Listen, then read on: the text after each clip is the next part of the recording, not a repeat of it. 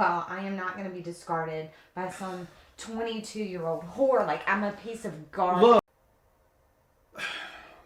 Look, this is not that big a deal, okay? This is gonna go away in a week. I'm sorry. I don't mean to trivialize it, but it's not.